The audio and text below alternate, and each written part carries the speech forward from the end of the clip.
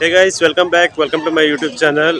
ನಾನಿದ್ದೀನಿ ಇವತ್ತು ಭಾರತದ ಇನ್ನೊಂದು ಅತ್ಯಂತ ಪ್ರಸಿದ್ಧವಾದಂತಹ ಪುಣ್ಯಕ್ಷೇತ್ರದಲ್ಲಿ.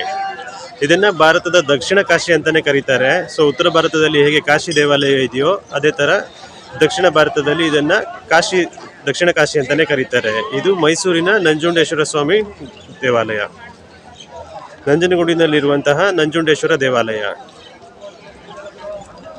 ನೋಡೋದಕ್ಕೆ ತುಂಬಾನೇ ಸುಂದರವಾಗಿದೆ. ಹಾಗೆ ಪೂರ್ತಿಯಾಗಿ ಕಲ್ಲಿನಿಂದ ನಿರ್ಮಾಣ ಮಾಡಿರುವಂತಹ ಒಂದು ಅದ್ಭುತವಾದಂತಹ ಟೆಂಪಲ್. ಬನ್ನಿ, ನಂಜನಗೂಡಿನ ನಂಜುಂಡೇಶ್ವರ ದೇವಾಲಯದಲ್ಲಿ ಏನೇನು ವಿಶೇಷತೆ ಇದೆ ಮತ್ತೆ ಇದರಲ್ಲಿರುವಂತಹ ಅದ್ಭುತವಾದ ವಿಚಾರಗಳ ಬಗ್ಗೆ ಇನ್ನಷ್ಟು ಮಾಹಿತಿನ ಕೊಡೋಕೆ ಪ್ರಯತ್ನ ಮಾಡ್ತೀನಿ. ಅದಕ್ಕೂ ಮೊದಲು ನೀವೇನಾದರೂ ನನ್ನ ಯೂಟ್ಯೂಬ್ ಚಾನಲ್ನ ಸಬ್ಸ್ಕ್ರೈಬ್ ಮಾಡಿಲ್ಲ ಅಂದರೆ kindly go ahead and subscribe, watch, like and also hit on bell icon to get all the future notification. ಇದು ದೇವಾಲಯಕ್ಕೆ ಹೋಗುವಂತಹ ದಾರಿ. ಪಕ್ಕದಲ್ಲೇನೆ ಕಪಿಲಾ ನದಿ ಇರೋದ್ರಿಂದ ಜನರು ಅಲ್ಲಿ ಕಪಿಲಾ ನದಿಯಲ್ಲಿ ಸ್ನಾನ ಮಾಡಿಬಿಟ್ಟು ಶುದ್ಧವಾಗಿ ದೇವಾಲಯದ ಒಳಭಾಗಕ್ಕೆ ಹೋಗೋಕ್ಕೆ ಪ್ರಯತ್ನ ಪಡ್ತಾರೆ. ಸೊ ನೀವು ನೋಡಿರ್ಬೋದು, ಯಾವುದೇ ಪ್ರಮುಖ ದೇವಸ್ಥಾನಕ್ಕೆ ಹೋದರೂ ಪಕ್ಕದಲ್ಲಿರುವ ನದಿಯಲ್ಲಿ ಸ್ನಾನ ಮಾಡಿಬಿಟ್ಟು ಒಳಗಡೆ ಜನ ಹೋಗ್ತಾರೆ. ಸೊ ಅಲ್ಲಿಂದ ಹಾಗೆ ಮುಂದೆ ನಡ್ಕೊಂಡು ಹೋದರೆ ವಿಶಾಲವಾದಂತಹ ಶ್ರೀಕಂಠೇಶ್ವರ ಅಥವಾ ನಂಜುಂಡೇಶ್ವರ ದೇವಾಲಯದ ಆವರಣವನ್ನು ನೀವು ಪ್ರವೇಶ ಮಾಡ್ತೀರಾ.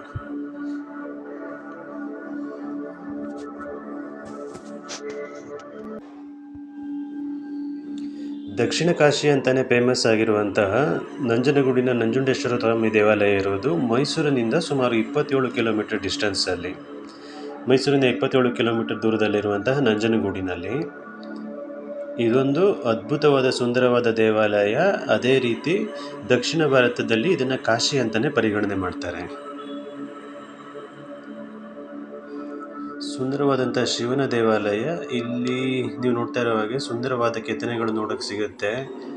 ಅಷ್ಟೇ ಸುಂದರವಾಗಿ ನಿರ್ಮಾಣ ಮಾಡಿದ್ದಾರೆ. ಮತ್ತು ಇದೊಂದು ಪವಿತ್ರವಾದಂತಹ ಸ್ಥಳ. ಒಳಗಡೆ ಎಂಟ್ರ್ ಆಗ್ತಾ ಇದ್ದಂಗೆ ನೀವು ಈ ಥರ ಬಾಗಿಲಲ್ಲಿ ಸುಂದರವಾದ ಅದ್ಭುತವಾದ ಕೆತ್ತನೆಯನ್ನು ನೋಡೋಕ್ಕೆ ಸಿಗುತ್ತೆ. ಇನ್ನು ದೇವಾಲಯದ ಹಿಸ್ಟ್ರಿ ಬಗ್ಗೆ ಹೇಳೋದಾದರೆ, ಇದು ಪುರಾಣ ಪ್ರಸಿದ್ಧವಾದಂತಹ ಶಿವನ ದೇವಾಲಯ.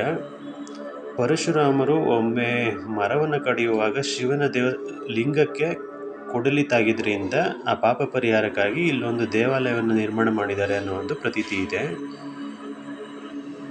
ಇನ್ನು ಮಾಡರ್ನ್ ಡೇಸ್ಗೆ ಬರೋದಾದರೆ ಸುಮಾರು 9ನೇ ಶತಮಾನದಲ್ಲಿ ಭಾರತವನ್ನು ಆಳಿದ ಪ್ರಮುಖ ರಾಜಮನೆತನಗಳಲ್ಲಿ ಒಂದಾದಂತಹ ಗಂಗ ರಾಜಮನೆತನದವರು ಈ ದೇವಾಲಯವನ್ನು ಇಲ್ಲಿ ನಿರ್ಮಾಣ ಮಾಡಿದ್ದಾರೆ ಅನ್ನೋ ಪ್ರತೀತಿ ಇದೆ. ಅದೇ ರೀತಿ ಅದಾದ ನಂತರ ಮೈಸೂರನ್ನು ಆಳುತ್ತಿದ್ದ ರಾಜವಂಶದವರು ಈ ದೇವಸ್ಥಾನಕ್ಕೆ ಎತ್ತರವಾದ ಗೋಪುರವನ್ನು ಕಟ್ಟಿದ್ದಾರೆ ಅನ್ನೋ ಇನ್ನೊಂದು ಪ್ರತೀತಿ ಕೂಡ ಇದೆ. ಇಲ್ಲಿ ತುಂಬಾ ಆಚರಣೆಗಳಿದೆ. ನೀವು ಹೇಗೆ ಪುಣ್ಯಕ್ಷೇತ್ರಗಳಿಗೆ ಹೋಗಿ ತಲೆ ಕೂದಲನ್ನು ಕೊಡ್ತೀರೋ ಅದೇ ಥರ ತಲೆ ಕೂದಲನ್ನು ಕೊಡ್ಬೋದು. ಆಮೇಲೆ ಜನರು ಭಕ್ತಿಯಿಂದ ಇಲ್ಲಿ ಪೂಜೆ ಸಲ್ಲಿಸ್ತಾರೆ. ಮತ್ತು ಉರುಳು ಸೇವೆ ಮಾಡೋದನ್ನು ಕೂಡ ನೀವು ನೋಡ್ಬೋದು.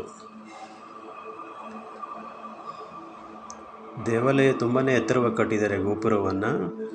ಅದರ ಒಳಗಡೆ ನೀವು ನಡ್ಕೊಂಡು ಹೋದರೆ ಅಲ್ಲಿ ಸುಂದರವಾದಂತಹ ನಂಜುಂಡೇಶ್ವರನ ಶಿಲೆಯನ್ನು ನೋಡೋಕ್ಕೆ ಸಿಗುತ್ತೆ. ದೇವಾಲಯದ ಪವಿತ್ರತೆಯನ್ನು ಉಳಿಸೋ ದೃಷ್ಟಿಯಿಂದ ಒಳಗಡೆ ಫೋಟೋಗ್ರಫಿನ ಪ್ರೊಹಿಬಿಟ್ ಮಾಡಿದ್ದಾರೆ. ಅದರಿಂದ ನನಗೆ ಒಳಗಡೆ ಫೋಟೋ ಕವರೇಜ್ ಮಾಡೋಕ್ಕಾಗ್ತಾ ಇಲ್ಲ, ಫೋಟೋನ ಅಥವಾ ವಿಡಿಯೋನ. ಬಟ್ ಆಚೆಯಿಂದ ನೋಡೋದಾದರೆ ತುಂಬಾ ಸುಂದರವಾಗಿ ಕಾಣಿಸುತ್ತೆ.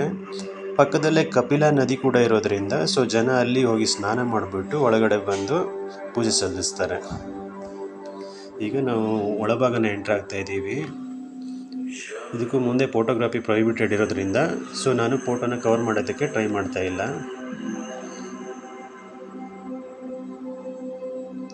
ಇದು ಪೂರ್ತಿಯಾಗಿ ಕಲ್ಲಿನಲ್ಲೇ ನಿರ್ಮಾಣವಾಗಿರುವಂಥದ್ದು.